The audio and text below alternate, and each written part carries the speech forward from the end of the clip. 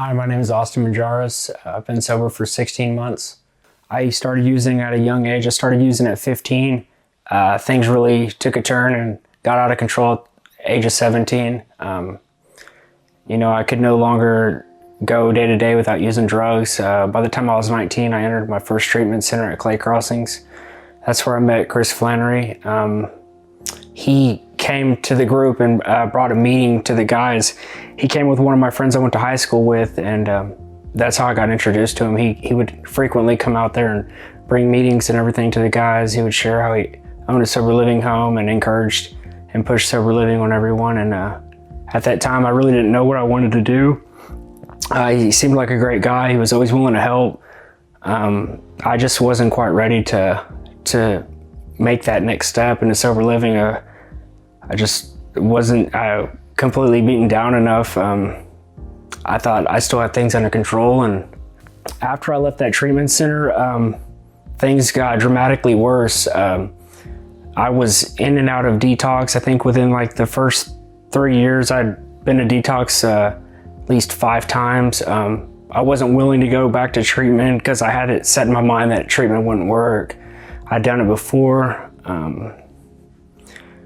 I was lost. I went in my first treatment for opiates, and I judged everyone who did other drugs. And by the time I got out of there, I got addicted to meth, what I was making fun of people for. I was hooked on opiates and meth and benzos. I spent a lot of years. I spent 5 years at the methadone clinic. I spent years going to Suboxone doctors. I just kept trying different things in order to get my life somewhat under control because it was unmanageable. And none of that really worked. And through this whole process, I still stayed in contact with Chris. He would run into me frequently, just randomly, at gas stations and see how I was doing. And he obviously could see that I was doing pretty bad. He always offered a helping hand and always offered me, said there's another life out there. And, I was stubborn. I wasn't willing. I was so beat down that I was just used to what I was doing. I was used to being miserable, and that's all I knew. And so, it was nice. He'd always come out and offer help and talk to my family and stuff, but I'd always find a way to push him away and just continue to do what I was doing. After just continuing to use and trying every possible thing I knew how to do, and realizing nothing worked, I kept going to detoxes. I tried other sober living homes. I told Chris, I'll live anywhere, but I'll never live at your house.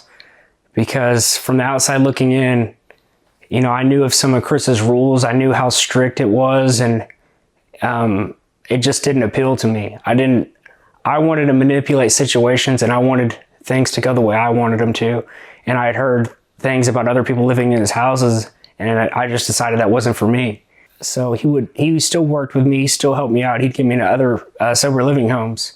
But of course, with not as much structure in some of the homes I was in, I went back to my old tendencies and just went back to what I knew how to do, and that was use. Which eventually that got me nowhere. It was just a continuous cycle of in and out of programs offered from the court system or sober living homes. And,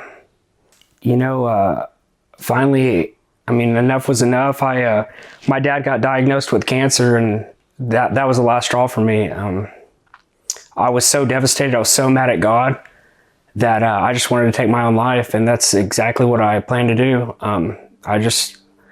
I did an enormous amount of drugs in that week of finding out about my dad, and I lost everything. I totaled my car.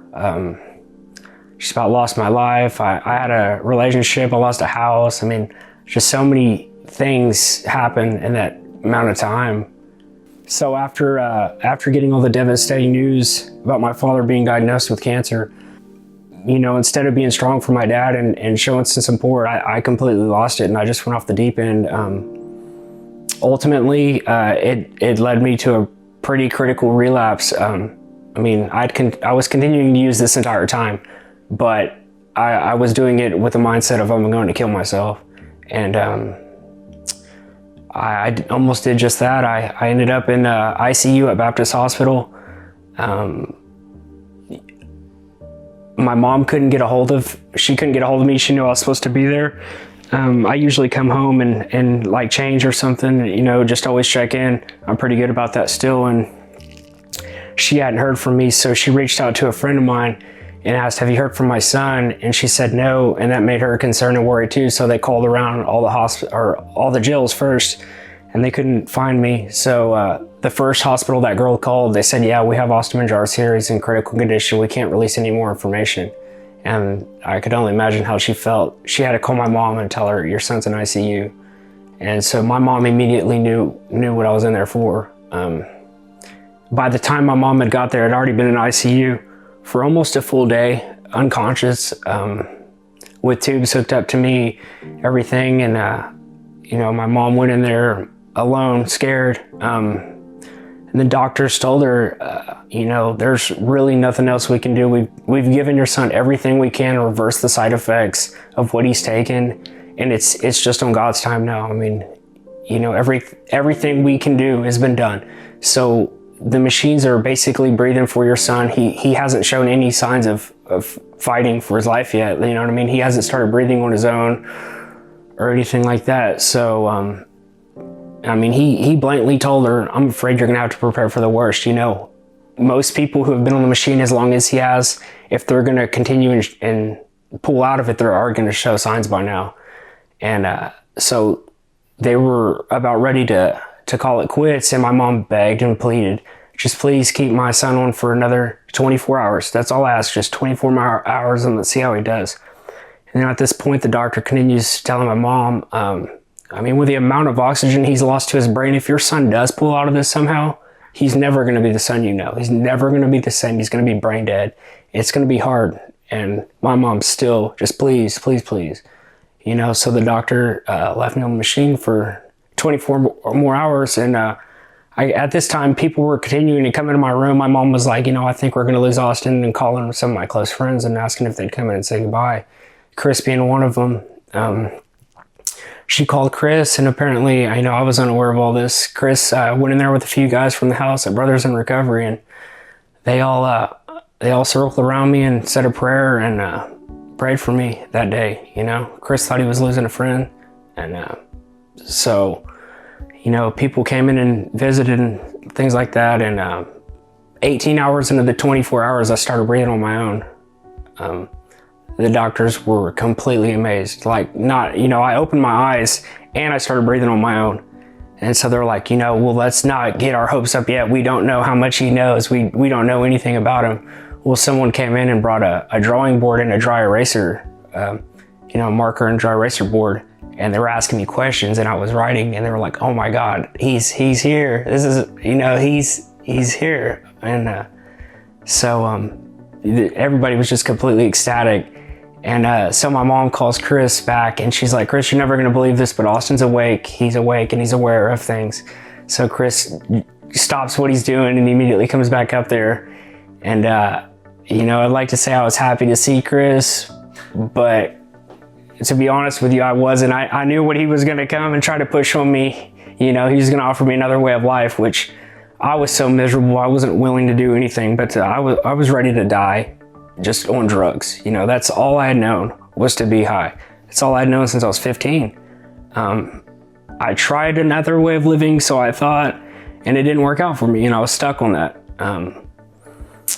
You know, so Chris came in and he said, you know what I'm going to talk to you about, right? And absolutely, I did. And I basically told him, I don't need any help. I don't want any help.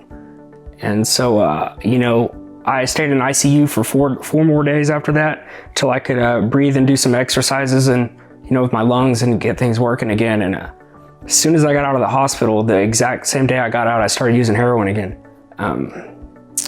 I continued to use for 4 more days.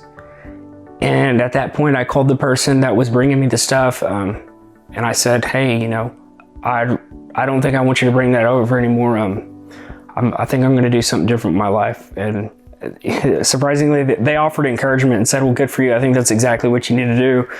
And, you know, I knew what my mom and my family wanted me to do, but it was kind of a internal battle with myself. I didn't really know what I wanted to do, but, you know, I just had this moment of clarity that I just don't want you know, like my dad's struggling with this stuff. My mom almost lost her son.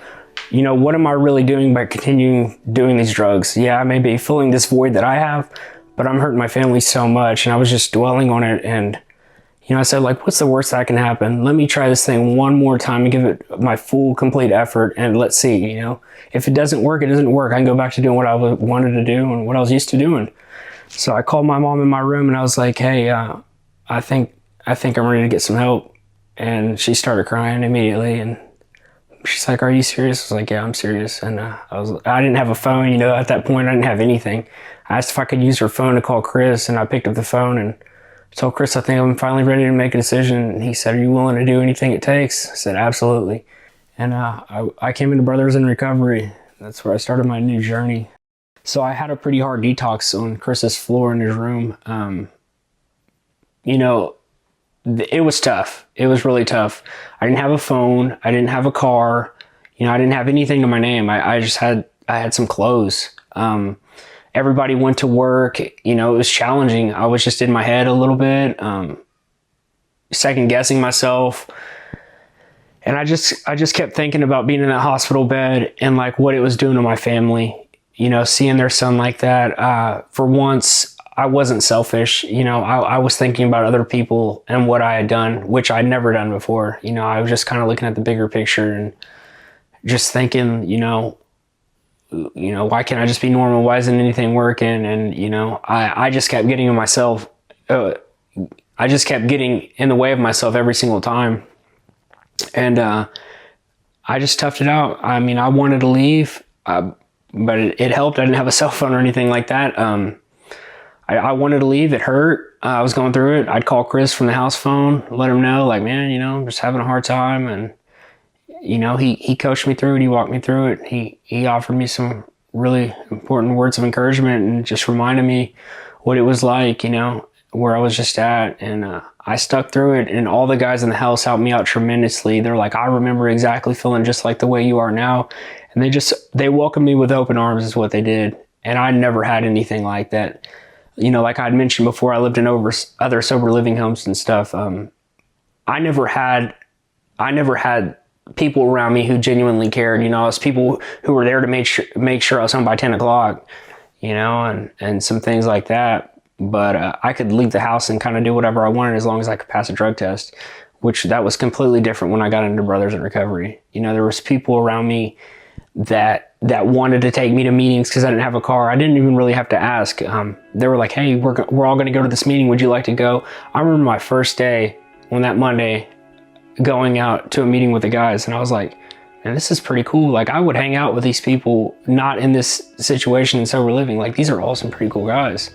And I can't explain how much that meant to me. You know, that gave me a sense of well-being. And like, I remember in my head, I was like, I think I might be able to do this. And, you know, they kept coming up, checking on me. Hey man, do you need anything? Like, we're running the store, you know, we'll buy you a drink if you don't have any money or whatever. And just, I can't explain, just being so generous and asking how I was and everything, checking on me. It was good, man. It felt like family, you know, just making sure I was taken care of. And the more I continued to live there at the house, things just kept getting better for me. I kept going to meetings. I mean, there are certain things the house requires and everything, and I didn't question anything. I just took direction. I just asked what was asked of me, and I did it. I went. I didn't question anything. I didn't think, how am I feeling? Like, I didn't second guess anything. I just let it happen. I just put one foot in front of the other and just kept going. And before I knew it, I had more amount of sobriety than I ever had since I was 15. You know, the longest amount of sobriety I ever had was 5 months, and that was in programs from drug court and things like that, you know. So, you know, the way I just kept going, I just kept realizing, like, wow, this is actually not bad. Like, sobriety isn't as bad as I've always made it out to be. It really helped having a lot of encouraging, like-minded people in the house who wanted the same thing. Their goals were a lot of the same thing. They all wanted to be sober. They weren't there because they were forced to by the courts or whatever. In a lot of situations where I'd been, you know, it was just, it was a lot of like-minded, a lot of people around the same age as me, and that helped me out tremendously. My relationship with my family is incredible. I've never had a relationship the way I do today. You know, I can sit down and I can talk to them. When used to, I'd always try to avoid them. I'd always make excuses and leave. But today I can be a part of. You know, I can go over to my sisters and visit my niece and nephews. Nobody's questioning, you know, like, what's he over here for? What are his motives? Everyone just completely, I mean, they welcome me, you know, like nothing's ever happened. And it's, you know, it just means so much to me that my family had never turned their back on me, and they're still there for me today. You know, I love my parents. I love my sister, my dad. We have a great relationship, you know. Now, my dad's actually cancer-free. He's in remission. Things are going good, you know. Life's pretty incredible today. I've got everything I ever, you know, everything I ever thought I lost, I have in my life today, and I have fulfillment. Brothers in Recovery is everything to me. I mean, Brothers in Recovery saved my life. If it wasn't for living in a house with structure and accountability, I would never be here today.